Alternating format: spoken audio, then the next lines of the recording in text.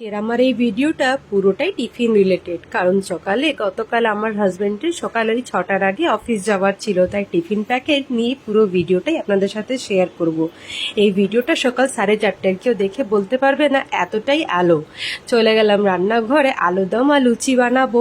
তাই গতকাল রাত্রেবেলায় আগের দিনকেই আমি আলুটা সিদ্ধ করে রেখেছিলাম, যাতে তাড়াতাড়ি করে আমি টিফিনটা বানাতে পারি।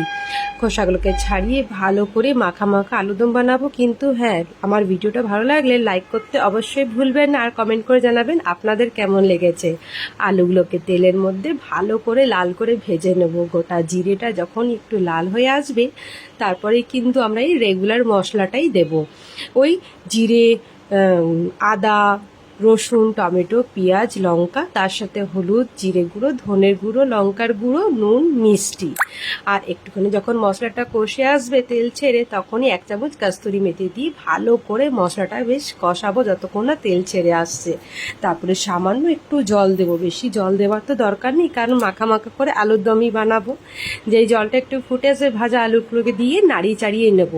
কিন্তু নামানোর আগে অবশ্যই এই যে ভাজা জিরে গুঁড়োটা দিতে কিন্তু ভুলবে না। এটা দিলে টেস্টটা দারুণ হয়ে যায়, আর টিফিনে যদিও ঠান্ডা হয়ে যায়, লুচি দিয়ে খেতে দারুণ লাগে এই যে ভাজা জিরে গুঁড়োর স্মেলটার জন্যে।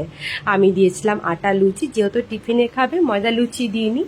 আটা লুচি দিয়ে সুন্দর করে প্যাক করে দেবো। আর ছিল তার সঙ্গে কষা কষা করে আলুর দম। দারুণ লাগে এই আলুর দমটা, ঝাল ঝাল মিষ্টি মিষ্টি করে। অবশ্যই তোমরা ট্রাই করো যারা যারা করনি। আর ডেজার্ট তো দিতেই হবে, তাই না? তার সঙ্গে করেছিলাম লাচ্চা।